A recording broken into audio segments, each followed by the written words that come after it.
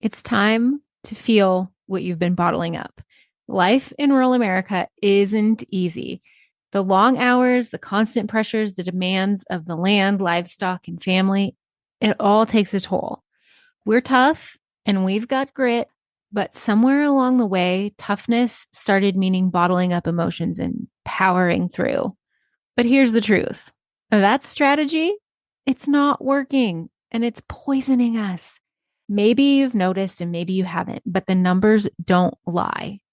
We're breaking down and it's showing up in our bodies, our relationships, and in the rising suicide rates in agriculture. You don't have to carry any of it alone. There's another way. If you're ready to stop being weighed down and start moving forward, my one-on-one good movement guidance is now open. Visit the link in the show notes to learn more and see if one-on-one guidance could be for you.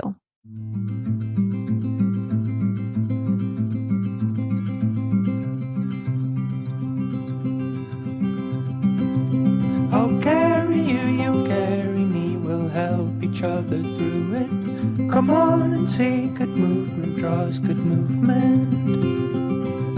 Welcome to Good Movement Draws Good Movement, the podcast where farmers, ranchers, and rural folks can grow relationally through awareness, understanding, and effective communication. Hey, it's T. I'm your host, and I, along with my guests, will be covering topics related to drawing good movement. Things like self and social awareness, brain science, positive psychology, extending grace, and so much more. We'll share tools that can help you understand why you are the way you are, why others are the way they are, and how you can use that to step out of self-told lies with grace and compassion to draw good movement in conversations, relationships, and life in rural America. Let's go draw good movement. Welcome back to Good Movement Draws Good Movement. Today, I am very excited because I have my friend Emily Reuschel on for today's episode. Right. I did get it right? Yeah. Woohoo! I feel you though, because Taryn and drilling are hard for people. So You know what? I didn't know how to say my husband's name for probably weeks into knowing him, so I take no offense whatsoever.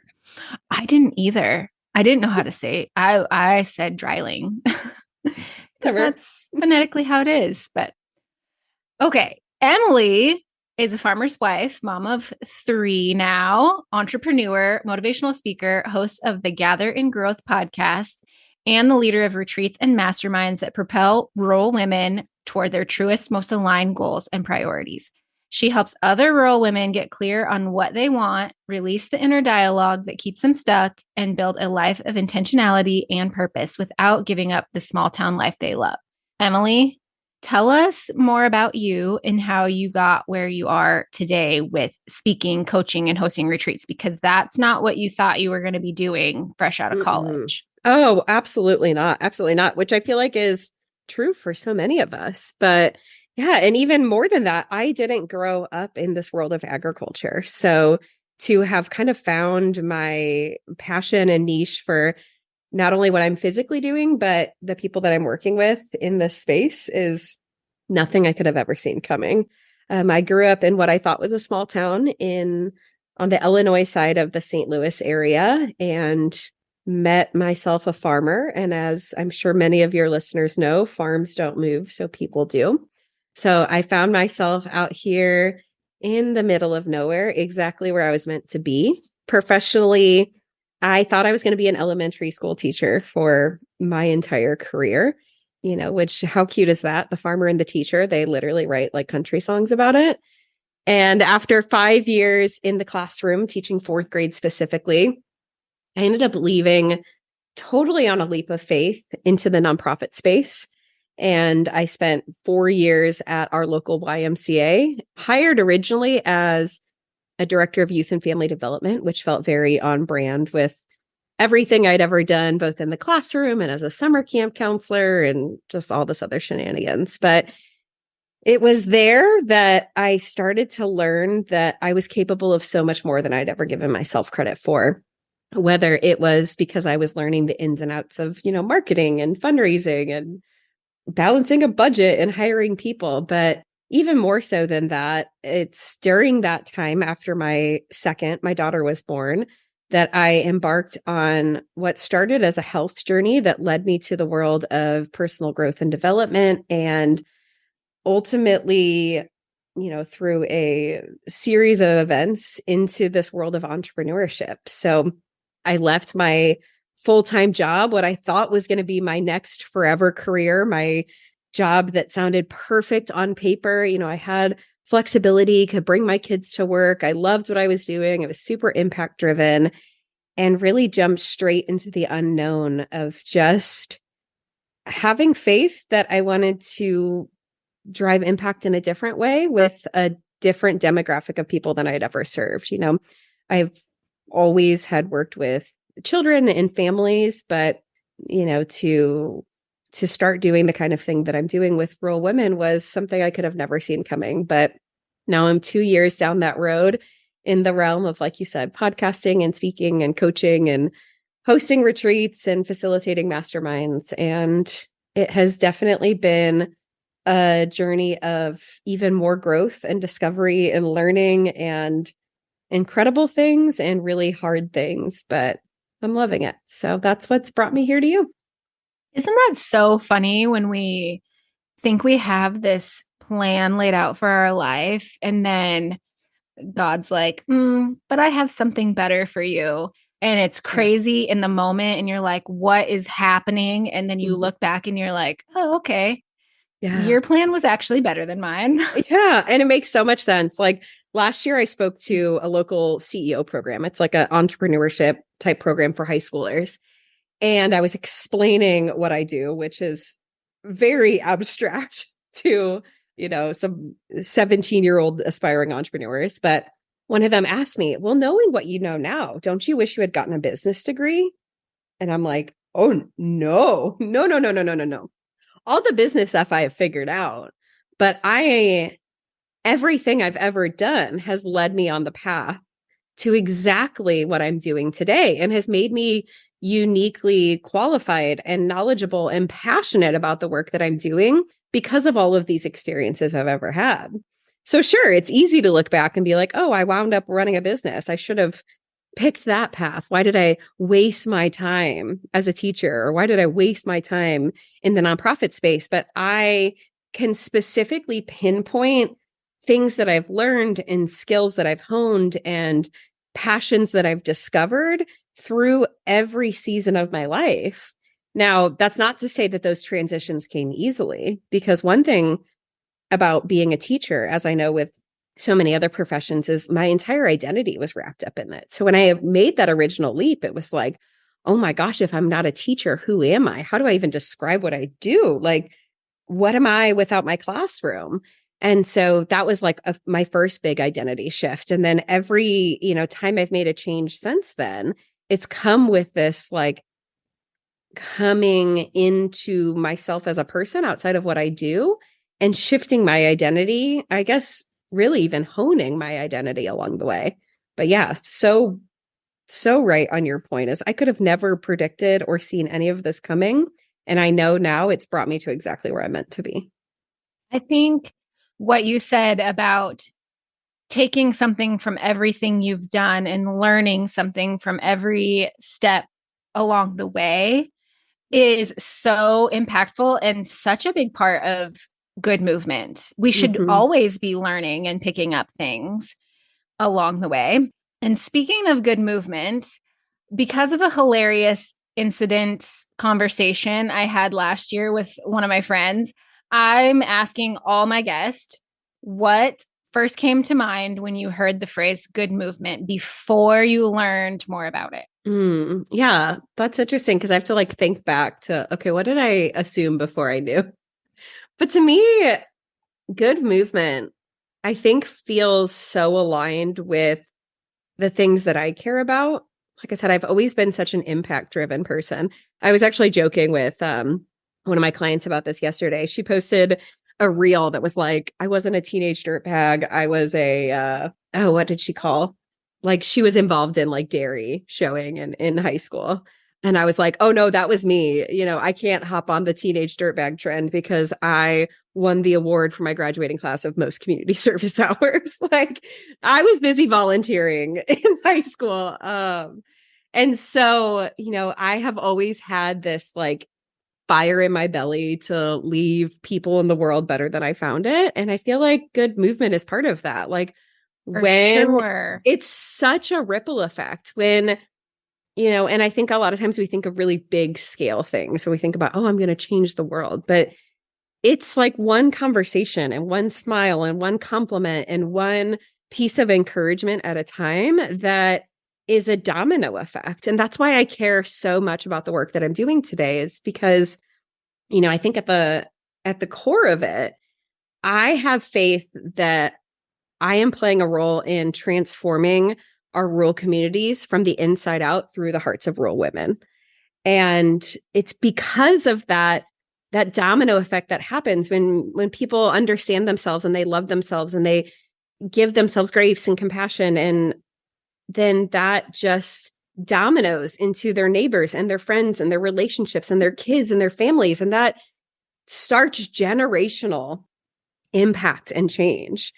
And so, I know you told me about that conversation as to what that person thought it was, but I think just because you and I feel so passionately and similarly about that domino effect of good movement, I don't know. I feel like I got it pretty early on. And when you're talking about, helping these rural women and producing these ripple effects and transforming rural communities from the inside out, but that had to start with you. Mm-hmm. And then you're producing ripple effects and they're producing their own ripple effects. Mm-hmm. And I mean, that is just a testament to the fact that good movement draws good movement. Mm-hmm. Really does. Mm-hmm. And we've talked here on the podcast before about self-awareness and how that is like where you have to start.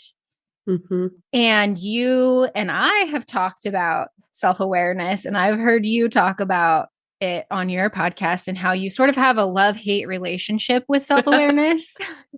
Can you talk a little bit more about that here? Yeah. So if I rewind to, I guess, where you would say this journey officially began, other than, every step leading me to where I am now. Like I said, I was about 6 months postpartum with my daughter and had this moment of realization of like, this is not what I envisioned my life looking like. My first day back from my maternity leave with her was like the first day of summer camp training, which led me into the craziest season of work in the job that I was doing at the time. Like working 60-hour weeks. I have a toddler and a newborn at home. I'm pumping like 8 times a day. I have 100+ campers, like 15 staff, 1.5 million parents. I'm responsible for orchestrating all of this on top of also just trying to be a functional human, much less like a new mom back in the workplace. And I got to the end of that summer and was like, I don't even recognize myself. I'm not sure I like any of this. On paper, everything about my life is great. I have this job that I love. I'm making a difference. I have these 2 beautiful children. Like a lot was changing on our farm. We were buying land. Like according to all of the boxes that I had checked, life was great.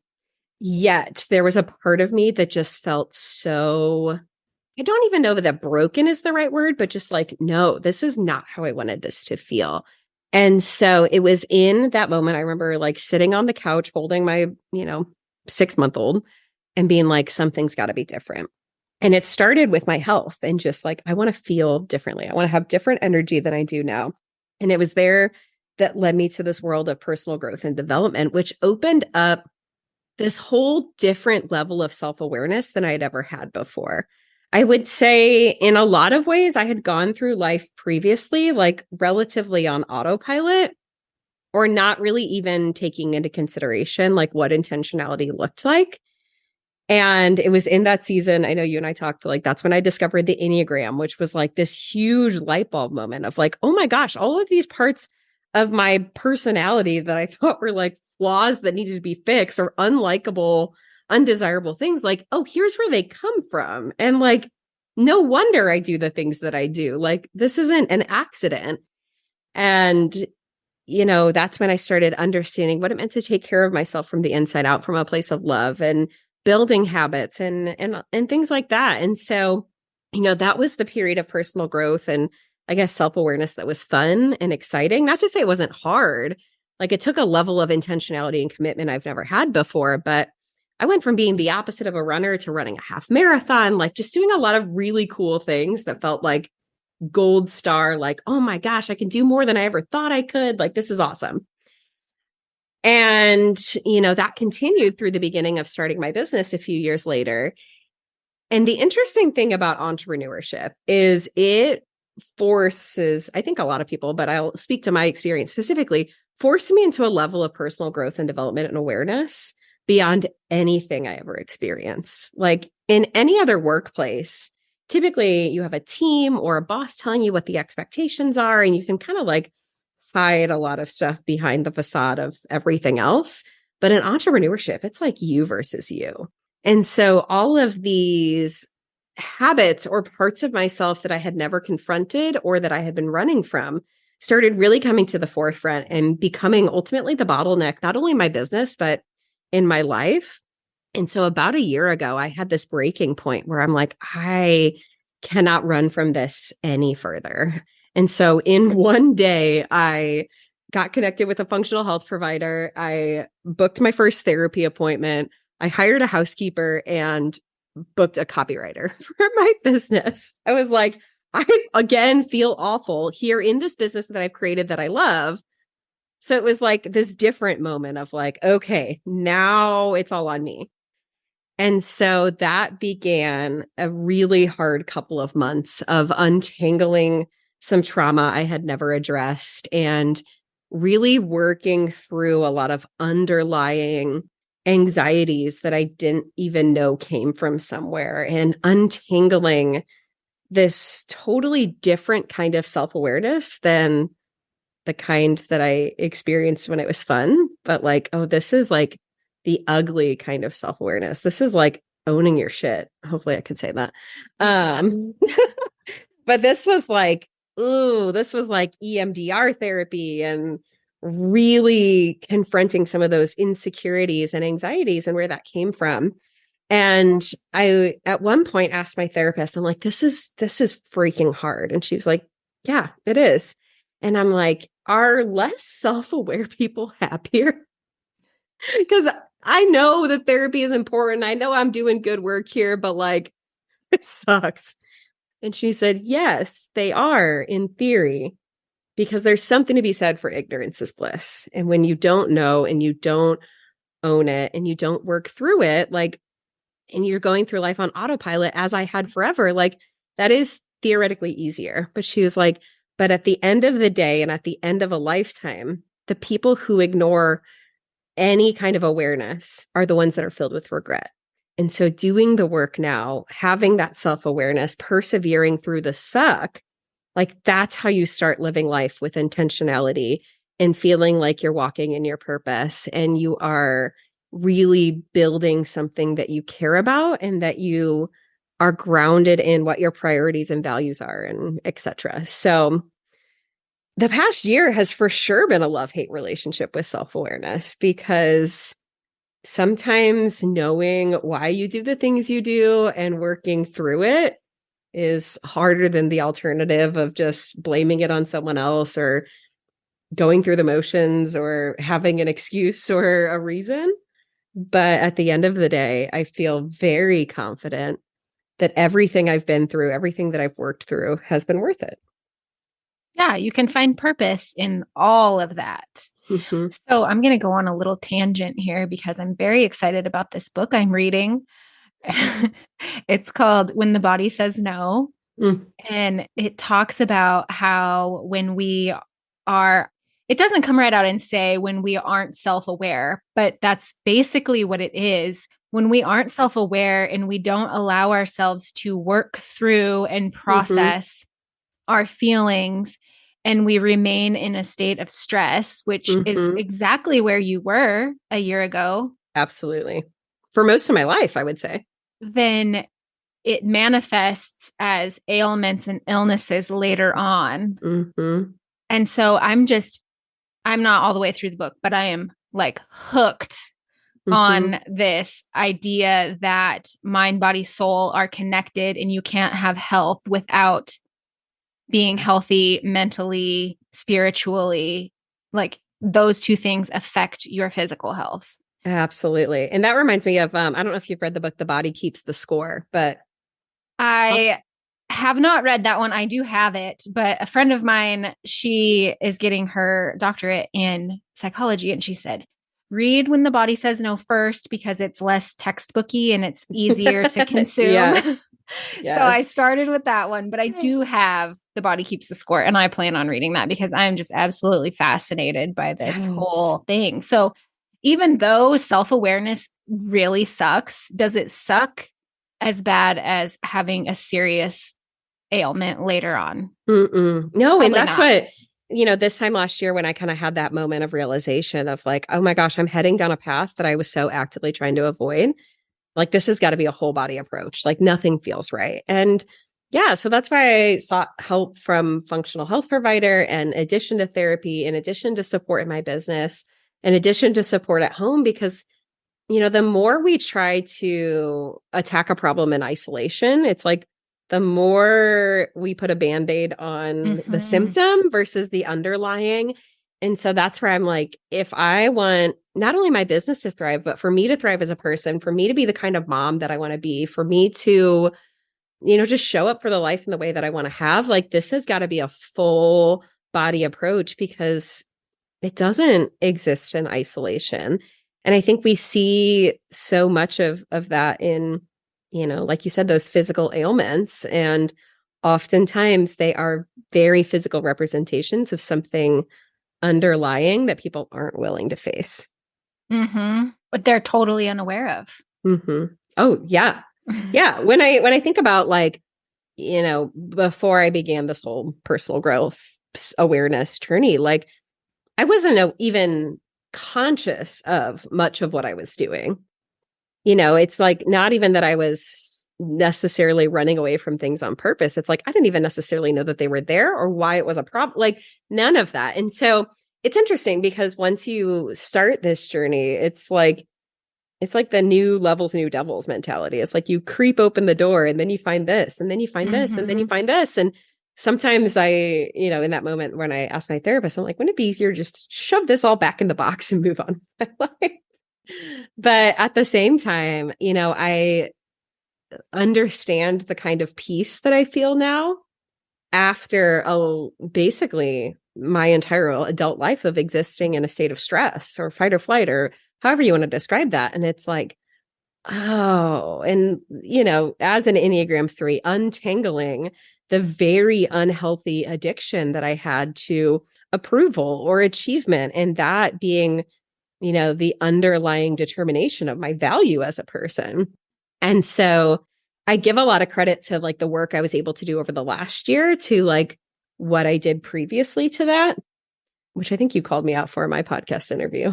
And I was like, I got through therapy faster because of my personal growth journey. But yes, I did. What a very Enneagram 3 thing to say. But, I think it's been like a building block on each other. It's like each time I've unlocked this new part of myself, I've been able to do so because of the commitment that came prior to it. So, yes, it's like, again, it just goes back to keeping your mind open to learning more and more. And then that, again, the ripples. It does. It does. So you've talked about a time when you got a text. The text wasn't meant for you, but it was about you and it was not kind. You have not let that text keep you down. How did you handle that in the moment? And how have you worked through the hurt to keep drawing good movement first from yourself and then from others with what you do with rural women? Yeah. So it's interesting because that text actually came in that same time period that I've been describing. And it was probably weeks before I discovered my Enneagram.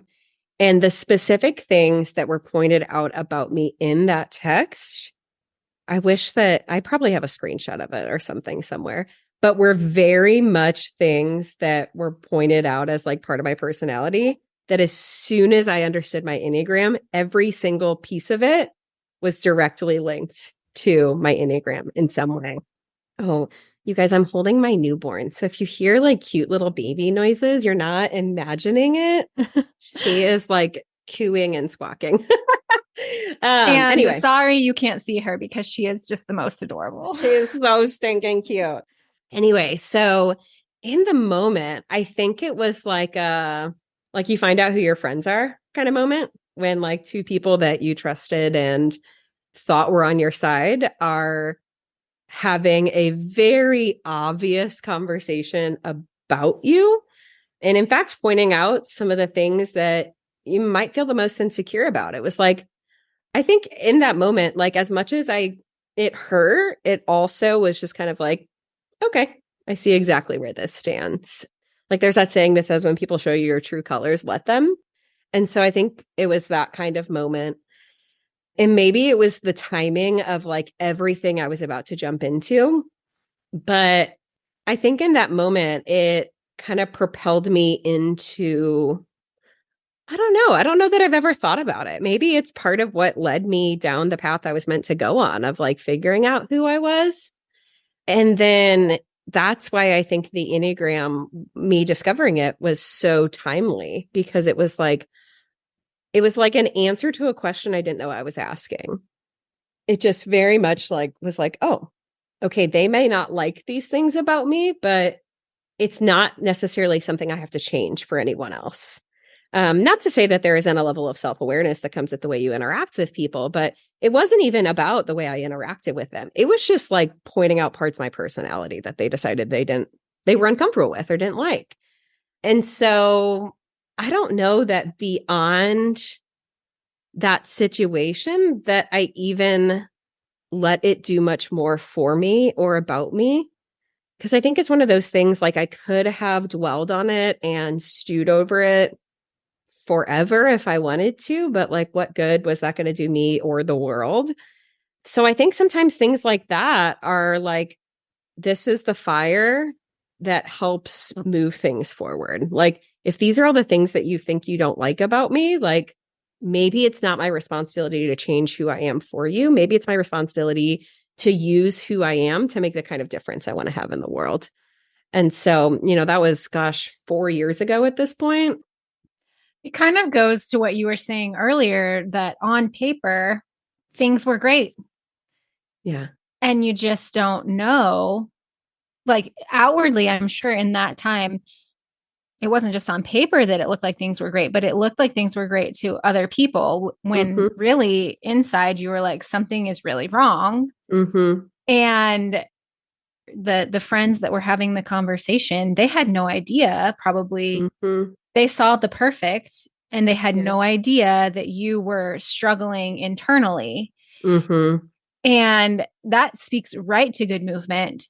We don't know Mm-hmm. what other people are going through other than what they show us. Mm-hmm.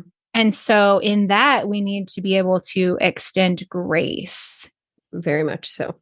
And so, had they actually come to you and had a conversation with you about these things, you could have said, yeah, but also Mm-hmm. there's some suck here. Yeah. Well, it actually came on the other side of me posting on Facebook, like kind of and this is long before I had a public platform, but kind of a breakdown moment where I realized that I had been trying so hard to be everything to everyone and that who I was and what I was doing was enough in that moment. And, this was before I had any vested interest in sharing vulnerable Instagram captions for this platform that I've created, but was just me as a new mom, like admitting that I was kind of struggling and that I had come to this realization that I was enough as I was and I didn't need to be anything other than that, which is big for an Enneagram 3 to say before having awareness around what being an Enneagram 3 means. And it was like the text included screenshots of that post and then some reflections on me as a person. So yeah, I mean, it was shitty, but it also, maybe it was exactly what I needed to see to move forward. I don't know. I don't think you're wrong there. And that also, that is a testament to, you might have not been quite on your self awareness journey yet, but that took self awareness to recognize that okay, these are some unsavory things, but also like, yeah. Mm-hmm. And I think that probably all of us could stand to be a little bit better about that Mm-hmm. when we hear and see things like that. Like, take stock of it. Is that Yeah. true? If it's not true, then yeah, for sure be upset. But if it is Mm-hmm. true, like use it. Right, right. And I think it was before I even knew it, like very much a lesson of like, it's not my responsibility to manage other people's emotional expectations of me. Not to say that there isn't a place for politeness or tact or reading the room or anything like that, but no matter what you do and who you are and how you show up, there is going to be someone who doesn't like it. And it has so much less to do with you than it does to do with them. And that, if anything, has been a huge lesson is, it's like the quote, like other people's opinions of you are none of your business. Yes, I was just going to say that. Yeah. What And other it's people like, think of you is none of your business. right. And the more that I've like taken apart and unraveled and understood my own hurt, like you said, like having that grace and compassion and understanding for other people, it's like so much of the way that people respond to what's going on around them is a reflection of what they are grappling with in their own heart, whether they're aware of it or not. There's a chapter in Mel Robbins's book, The High Five Habit, that's on jealousy. And it's not even the point of the book. That just happens to be a chapter in the book. And it totally transformed my understanding of that. And she talks about rather than seeing jealousy as a negative emotion that we feel in response to other people, it's understanding the root of why we feel that feeling in the first place. And why we feel jealousy towards someone is oftentimes an arrow that points down a direction that we either wish we were further along on or don't have the bravery to start in the first place. So whether it's financial or, the way a person shows up or their confidence or something, oftentimes when people feel jealous feelings, it draws back to an insecurity that they have in their own life and self. And that has really helped me reframe the way that I understand how different people respond to different people in situations. Yeah, I And love that. Like when you feel that, maybe stop I get and ask curious. yourself, why am I Mm-hmm. feeling this? Mm-hmm. Yeah. That's actually something that I have started doing when I see things, in real life or online, and it like makes me Mm-hmm. all fiery. I'm like, Yes. why is that making me fiery? Yes. And that's the thing is most people react on their first emotion without filtering it through any kind of curiosity. And I love that you bring that up too, because whether it's jealousy or ickiness or like anger or bitter or hatred, like that all draws back to something that's an inherent part of who we are. And so to get curious and ask yourself, like, why does that trigger me, for lack of a better word? Why does that make me feel that way? And what would the alternative of that be? Like, why would someone else feel differently around that? How did they come to that conclusion? What am I bringing to this conversation that's making me feel that way? And how does that relate to the world around me? I think is such talk about self-awareness. That is an incredible skill to be able to hone, but it definitely does not come easily because it's much easier to just react with a Yeah. negative emotion. It's Mm-hmm. much easier to be hateful than empathetic. Right. It's Right. easier to be jealous than face your own insecurity. Oh, yes.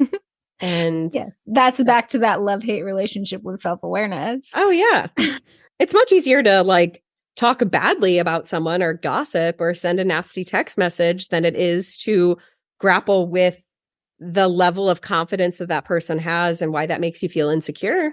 Yeah. Or what else could be true Mm-hmm. about Yeah. that person or about Yeah. the situation? Yes. Yeah. There is not a single person that I have encountered that is not struggling with something in their own way. And you would never know. We think that once we have a certain number of followers or make a certain amount of money or have a certain number of blah, blah, blah, blah, blah, or a certain physical appearance that like all of our insecurities and problems go away.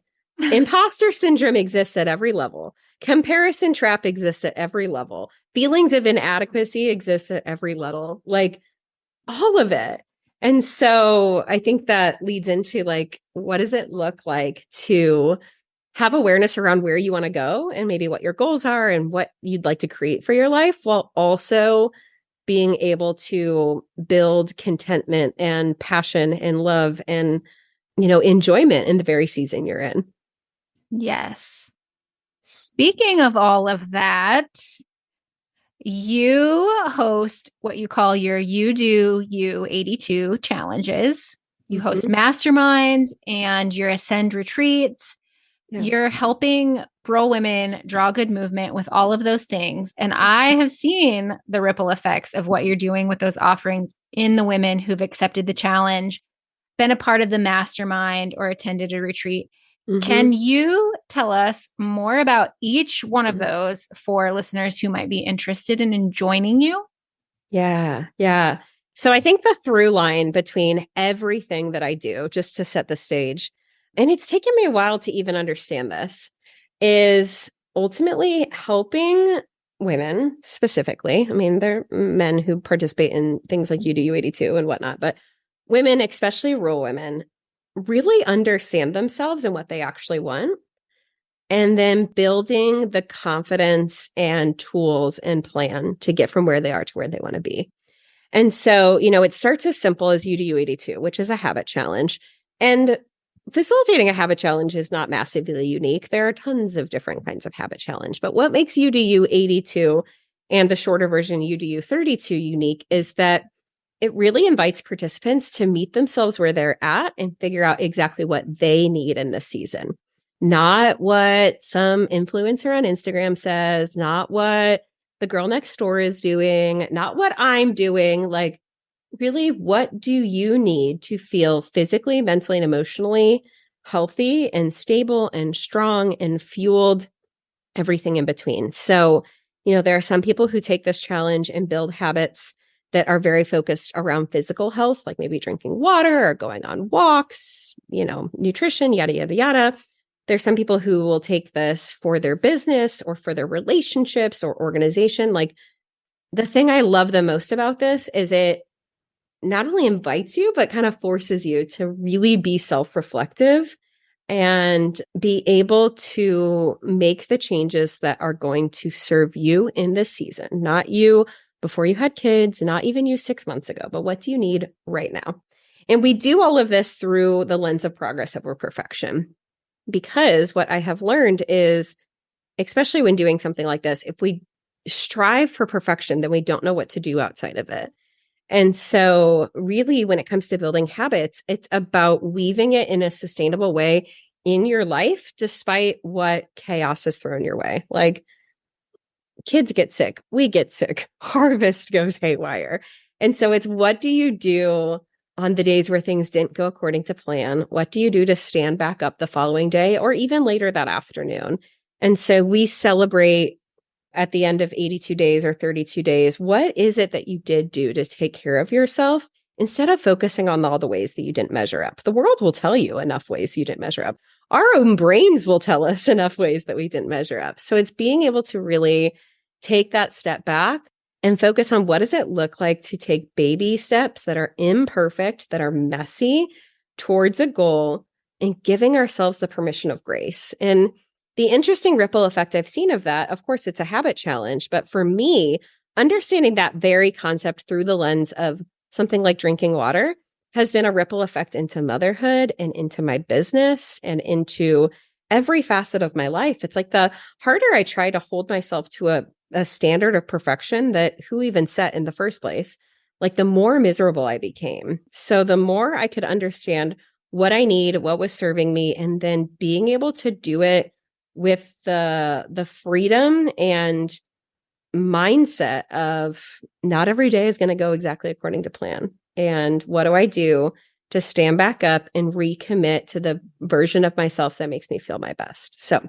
that's the habit challenge, totally free. Anyone can start anytime. You can go to youdoyou82.com, or I'm sure you'll put links and stuff in the bio. Oh, yes. In the bio, in the show notes, to get connected to that. And so that's really where I started to build, some traction on the online space, was getting people connected to this challenge. Then after getting started in this world of entrepreneurship, I realized how isolating that was for someone who was used to working on teams and who has a very collaborative, outgoing personality. And Masterminds was built from kind of that mentality of like, I can't be the only person who needs people. And so now I host a variety of different kinds of masterminds, but ultimately they are small groups of 6 to 7 women from, every corner of this country and beyond, in small towns and rural communities, most of which connected to agriculture, but not exclusively, who are in pursuit of lifestyle change and big dreams and alignment and intentionality. I have some groups that are specifically entrepreneurial focused, some that are, working on goals outside of starting a business, and some who are really just looking for intentionality and what clarity looks like in life overall. And so it's been really cool to watch women go through kind of these different levels of self-awareness and of personal development, and really just start to ask themselves the hard questions and ask each other the hard questions, and ultimately do this thing called life together. One thing I've learned is we were never meant to hold as much as we do on our own. If you think back forever, we were always in communal civilizations where we were so intertangled and interdependent on each other. And the more we have become physically and emotionally isolated, the more that we struggle. And so these masterminds are, sure, not only a space to set goals and be held accountable to them and generate ideas and, get new information and make progress towards starting a business or, writing the book or whatever it is, but also just process this very real thing called life, and the good and the bad and the everything in between. We have these meetings every couple of weeks, but have these ongoing messages. And it's like the first place that people come to share really incredible, exciting news. And also the first place that people come to share when they are having literally the most traumatic worst day of their life. And it like gives me chills to think like these are the kind of communities that we are creating. And this is the kind of support that we are creating for each other. Because talk about good movement draws good movement, is like the more that we learn to lean into each other, like the further we get, not only in the goals that are measurable. I think a lot of times we think about progress in terms of like making revenue or followers or making progress on whatever goal. But so many of the things that the women in masterminds are working on are things that no one else will ever see, but everyone in their life will feel. And it's like I love that. these internal changes and this levels of awareness and, celebrating the wins, like setting boundaries for the first time with your in-laws, or handling a situation in a totally different way than you would have 6 months ago. And so having the opportunity to celebrate progress like that in a world that doesn't celebrate progress like that has been really a special ripple effect that I, again, never could have seen coming. Like I started these groups because I'm like, I'm a lonely entrepreneur and there's probably more people like me. And now it's like, no, these are groups that if you let them will change your life, which is just so cool. And then the Ascend Retreat is the girls who have done both masterminds and the Ascend Retreat kind of say it's like a mastermind on drugs. I mean, it is, my next one is actually coming up in March, and it's going to be in Gulf Shores, Alabama, on the beach. I love sitting right here and looking out my window and seeing cornfields and trees, but like there's something kind of healing about the ocean. And so I'm really excited to be back on the beach for this retreat. This will be my third. And I coach alongside Coach Kyla and Kylie Epperson. And we do a lot of, honestly, what you and I have talked about today is kind of breaking down of like, what is it in your life that feels super heavy? What do we need to break down and figure out? And then where do we go from here? How do we build it back up? What's the action plan to get you from where you are to where you want to be? And it's so cool because so many of the women who come to these retreats come in maybe with one expectation or expecting to get one thing out of it and then leaving like, oh my gosh, I didn't even know that that's what I needed. And that's where I need to draw my focus into. And that's what I want to build, or that's what I want to change. Like the ideas that have sparked, from podcasts to businesses to blogs to, that's all that measurable, tangible kind of stuff. But like literally marriages saved and households transformed and parenting transformed. I'm going to try to like talk about that without crying, but that's just like, God, you talk about good movement draws good movement. Like that is one weekend of flying across the country to invest in yourself to literally not only change the trajectory of your life, but the people around you and your kids and like their friends and your parents. Like, oh, I cannot talk about it without crying because, there's one girl, like I said, who left the last retreat and said, with absolute no exaggeration, you saved my marriage. Like, what? That's so incredibly cool. Like the heart changes. And that just goes to show you that in life, in business, in relationship, in whatever it is, it has to start with you and some heart work. It does. And it's not easy. No, no. Heart work is the hardest work. Yes. Like it's so funny because at the end of the retreat, I'm like, do you guys understand why this is so hard to market? And they're like, yeah, how do you explain to someone, fly across the country, cry for 3 days, and then your life will be changed forever and you'll feel so much better? I'm like, just exactly, like that, right? Just like that. But it's like giving yourself permission to dig deep and ask the hard questions and say stuff out loud that you didn't even know was under the surface. And it's transformative. And at the end of every retreat, it's like the coaches and I just sit there in stunned silence after everyone leaves. And we were like, what just happened? And how did we get to be a part of this? And, talking about that drawing good movement, it's just like, yes, I know that I created the space and I know that I extended the invitation, but each person that's there said yes. And they showed up and they did the work. And that's when it feels like such a God moment of like, I am a tool or a vehicle or whatever that these people needed at this moment of time to get to where they're meant to be. And I think that there's so much in that, like surrendering and saying yes to what makes you special. And it might be so confusing and not make sense to a single other person. Like, my goodness, when I told everyone I was leaving my job for entrepreneurship, they're like, what are you going to do? I'm like, I don't exactly know.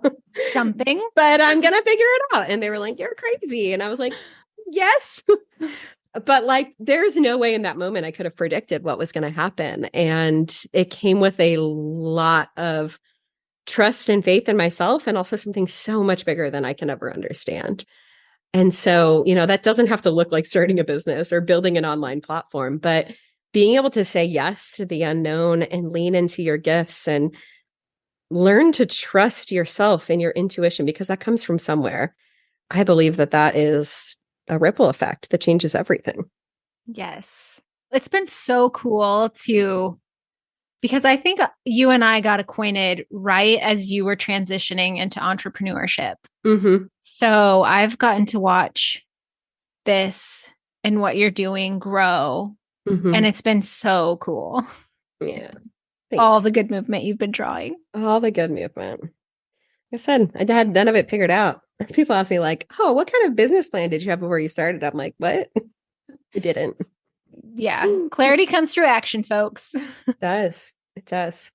Really cool things come from taking really scared action. Mm-hmm. Which is hard for some people to take action. Hi, me. Hi. If you're a person who struggles to take action, come to Ascend. We'll literally give you an action plan. Oh. Anyway. Applications are open for Ascend right now, right? Yes, absolutely. Okay, we will put links to all of that in the show notes. Good. Is there anything else that you would like to add today? Oh, gosh. I mean, I've already cried like twice and You're such a pretty crier. I cried earlier today and it was not pretty. Oh, well, it's because I'm snuggling a baby. She balances it out. No. She makes me cry. Yeah, no, I just really appreciate this conversation and getting to talk to you. And I'm just Like I said, when we wrapped up the interview for Gather and Growth, I'm just really proud of what you're doing also. So thanks for having me here today. I feel so honored that you came on. And like Emily alluded to, I was on Emily's show on December 7th. If you want to go catch that conversation, Emily, tell everyone where they can find you. Well, I am Emily Reuschel, Reuschel on Instagram and Facebook, which Facebook is just like a weird kickover of Instagram. But if Facebook is your thing, I'm there. Otherwise, Gather and Growth is the name of my podcast. So if you enjoy this, feel free to check that out. And otherwise, EmilyRuschel.com. Thanks again so much for being here and letting me see your sweet girl. I know. I wish we could like send a picture with the podcast so everyone could see her too. But I know. pop on over to my Instagram. I got baby pictures everywhere right now. She's so sweet. And I really, really have enjoyed this conversation. So me too. Thank you, Emily. Thanks so much for tuning in. I'm so grateful for you. If you found value in this episode, I'd love for you to share with others who might also benefit from tuning in. Share by word of mouth, send it in a text, take a screenshot and post it on social media, or share however you prefer. And if you haven't already, hit the follow or subscribe button so you never miss an episode. Until next time, draw good movement.